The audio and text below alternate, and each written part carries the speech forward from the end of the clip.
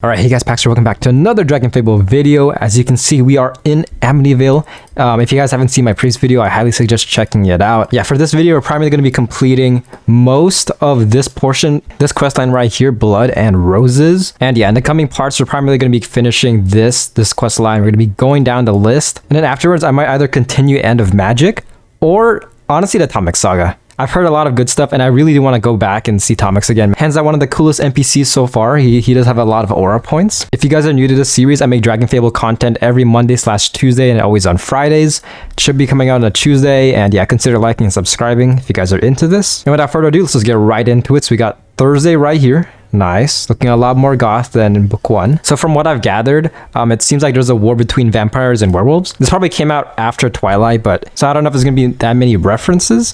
But compared to AQ Worlds, the vampires versus the werewolves questline in that game had a ton of Twilight references, so we shall see. But the tone for this is a lot different. In AQ Worlds, specifically the Wolfang storyline, much like DragonFable book 1 was a mix of like serious and also goofy at most times, but yeah, a lot talking about. We're just gonna get right into it. Also, a disclaimer: I just ate, so naturally I'm losing my voice, so just bear with me.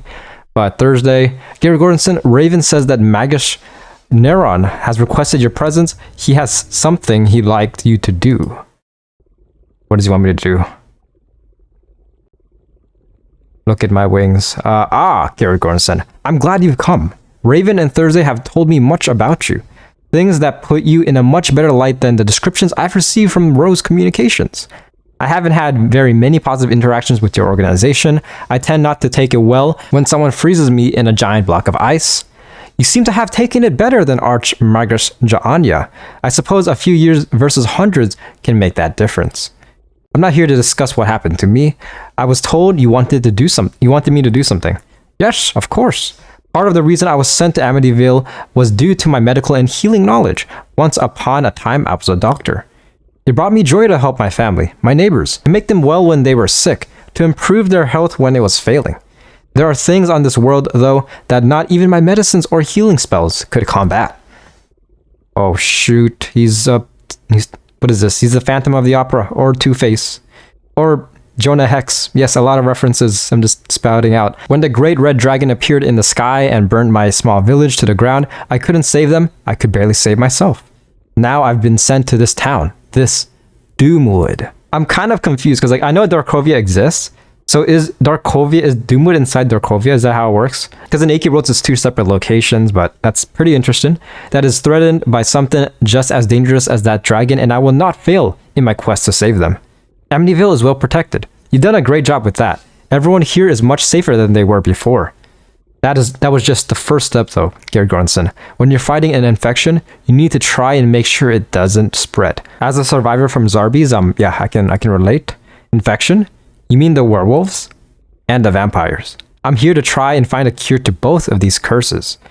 I haven't heard any cure other than, well, death. Once an individual has been cursed, they're usually too dangerous to study.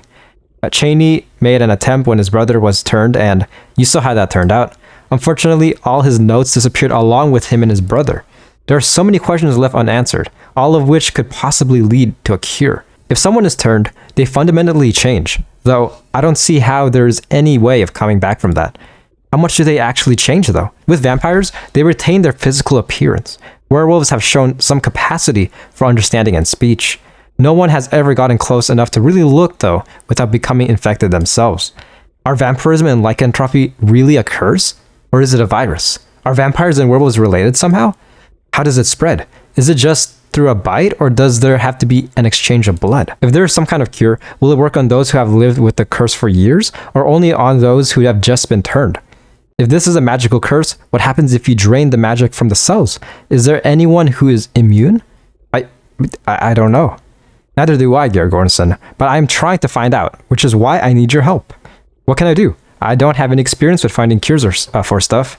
Regular patrols are sent down the walls of town to make sure that the surrounding forests stay clear of danger. They bring back more and more reports of werewolves and vampires, though. I need you to go out, help clear away the danger, and bring me back samples of werewolf and vampire blood and hair for study. I've tried to task this my soldiers, but none of them can get over their fear of the infected to collect proper samples of what I need. Will samples of blood and hair actually help? There are some things in nature and magic that can only be revealed through the blood. There are things that affect the body that leave their traces in your hair. Yes, Gary Gordonson, I think these samples will help very much in answering my questions. Alright, I'll get them for you. If you speak with Raven, she can get you started. A lot of talking. Just warming up my vocal cords. Nice, okay, that was just an introduction. Nice, that's the whole quest. So next quest, seems self-explanatory, just patrolling the area's blood patrol. Oh, Gary Gordonson, Raven wanted to speak to you more. Margus Neron has sent word that he wants you to go out and patrol. The vampire patrol goes north of town. Nice. Okay, 15 left. So we're just, okay, this is pretty good. I'm once again using Soul Weaver, my favorite class in the game. At this point, probably my most used because it makes these questing missions a lot more fun. All right, there we go. Pretty easy. Hopefully you have enough of those. Collecting blood. Count's Cape. Look at that. I feel like a vampire. This is pretty good for my morale. All right, so next quest, probably very similar. Oh, yeah, blood patrol wares. We might as well do it. It looks like it's kind of optional, but you know what? Screw it. Why not? Doing it yet again. Is it going to be the exact same quest? Okay, so different area. All right, kind of repetitive, but easy XP nevertheless. All right, next quest, the locket. Looking for a locket. It's late, Gary Gordonson. I need to go back to my room in the hotel. Raven and Margus don't think it's safe for me to go home. Nice, good job. What's going on here? What is this? Oh my gosh. You're supposed to be guarding this room. No one goes in or out but Thursday and I. We are, Raven. Seriously, in a town surrounded by danger, we're sitting in a deserted hallway. There hasn't even been a spirit scare. Then how do you explain the necklace? Necklace? The locket. This isn't funny. Who came through here? No one, I swear. The only person even staying in the hotel is Gary Gordonson. You didn't leave the window open, did you? Oh gosh. What's going on? Both windows were locked. Thursday! Are you sure this isn't yours? It's beautiful. It's almost like my old locket. Thursday! Oh gosh. We should go see Margus Neron and Gary Gordonson. What is going on? It's very beautiful, Thursday. May I please take a closer look? Oh no, I don't want to lose this one. Oh gosh. I do like the Tim Burton-esque vibe so far. Margus Neron, it definitely has blood magic on it. I can't tell exactly what type of spell it is though, without looking at it more closely. And she won't be giving the locket up anytime soon. What's inside of the locket? I don't know. She hasn't been able to get it open. Can we just take it from her? I'm afraid of an adverse reaction considering how attached she is to it already. Without knowing what spell is on it, I don't know how much it will harm her to take it away. Raven, Gary Gordonson, keep a close eye on her. Keeping her in town with guards outside her door obviously isn't enough anymore. So sad. This is truly a sad development. Thumbnail material right there. Thursday, are you okay? The magic is leaving my beautiful home. The moon, what the fuck? The moon used to be full all the time, and now daylight might actually come. Why? Why are you doing this? We're trying to make it safer. But at what price? Oh shit, it's Warwick. Not Warwick, Warwick from I can't think. From Arcane. Yes, that is really close. It sounds like an entire pack is just outside the walls. Oh, my cat's coming out and he's like, what the fuck's going on? The villagers! Oh shit! They've come for her! The wolves are back. Oh gosh. Raven, get Thursday to the safety in the hotel and then come back. We need to quell this riot. Get her up to her room now. Make sure nothing can get in. Yes, ma'am. You must calm down. We've pushed the wolves back before, and they always come back. Just give her to him. We want them gone for good. Oh shit. Oh crap. Everyone's just throwing torches. Oh my gosh, pure pandemonium. We've got to stop this before the whole town burns down. Oh shit, it's gonna kill a bunch of the villagers. Screw you, rioters. Yeah, this silencing. Yes, dude, just casually silencing these riots. This quest goes very well with current world events, but this is perfect. They are pretty violent though. Look at that guy's sword. That sword looks pretty powerful. I don't know if this is a reference to, maybe it's just me, but this reminds me of Castlevania. I don't know why. Castlevania 3, yes. Oh shoot, okay, there we go. Took a while, but yeah, nevertheless, pretty fun quest. I'm sorry I couldn't be more of a help in the fight. It's alright, no one seems to be seriously injured. You should go and check on Thursday. She was very upset earlier. What is going on here? Is it over? Or now? The villagers have all been knocked out. The Magash is seeing to them. Any issues up here?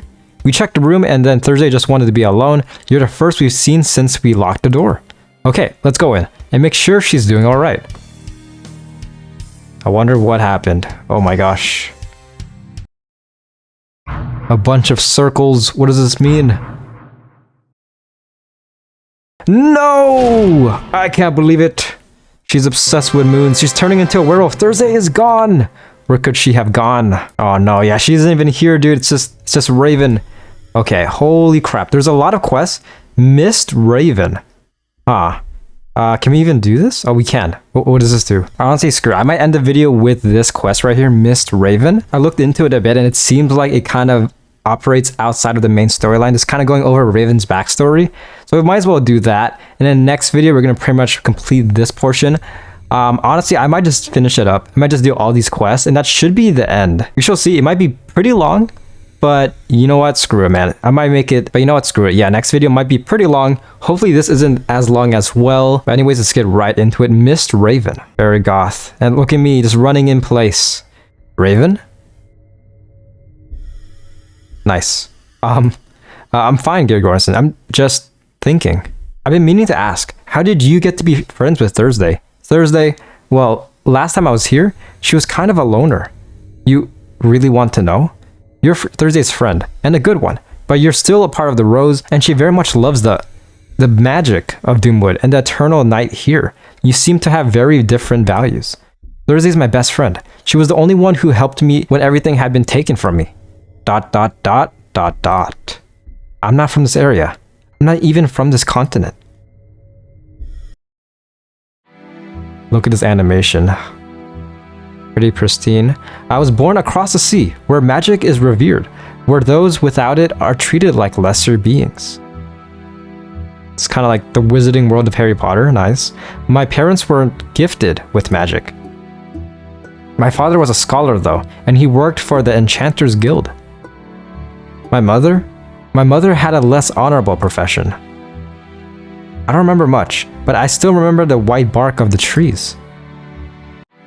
What made you leave your home and come all the way across the ocean then?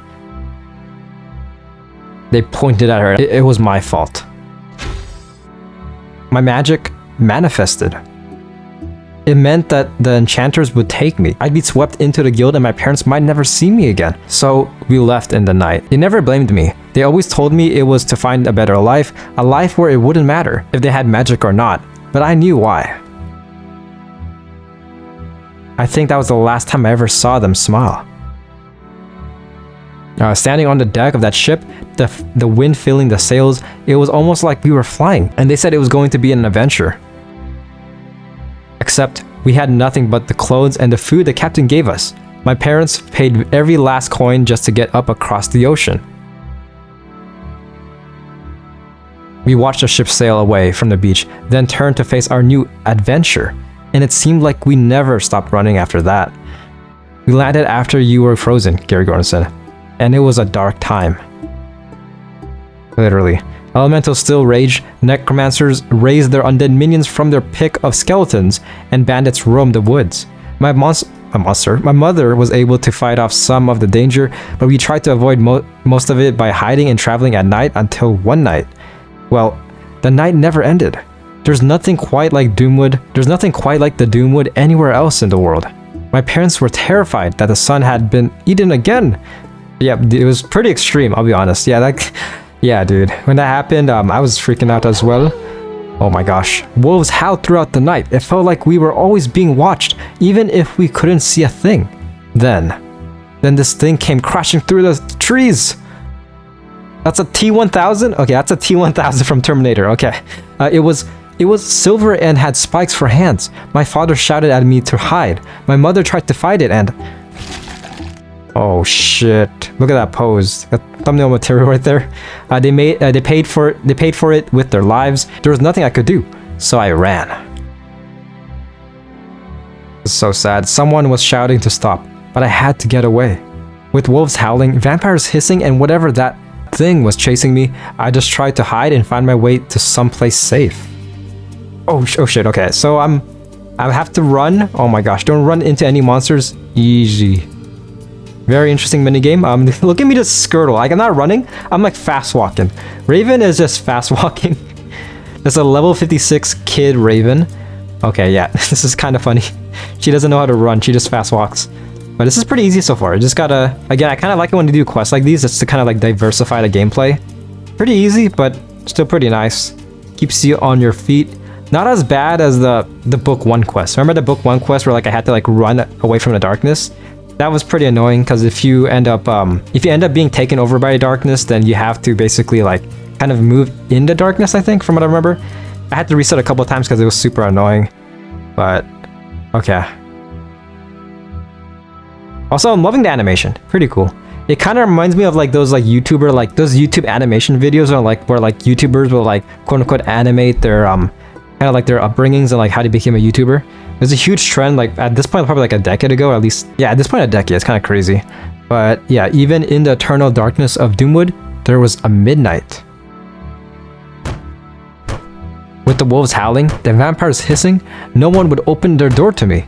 Who knew if I had been bit or was some sort of ploy to get their door open? All I knew was that the wolves were getting closer. I could still hear that silver monster crashing through the woods. I thought I was going to die, Gary Goranson. Just kept on knocking. That's pretty loud. That I would be torn to shreds or slowly drained of all my blood. I heard the moans of undead as I ran past the cemetery. Then I saw one last house. One last chance to survive. I almost didn't stop. Sup? Hello, are you okay? Hurry and come inside. It's cold out there.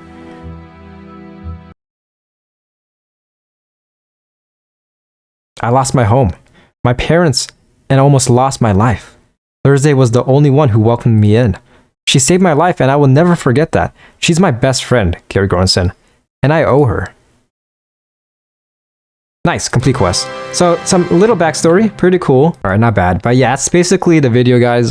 Again, please excuse my voice. My voice is actually fading out. Like, I really hate how this happens, but yeah, hope you guys enjoyed nevertheless. A lot of talking, especially in the early portion, and hopefully it isn't too long. I'm currently sitting at 1 hour of recording footage. I think most of it was probably fights, but yeah, hope you guys enjoyed nevertheless. Again, next video, completing this area. And then after that, screw it. I'm just gonna do it. Yeah, Tomix. I was gonna save the Tomix saga for last, but I'm pretty excited. I've heard a lot of good things about this arc, so I cannot wait. But yeah, that's pretty much the video, and I'll see you guys next Friday.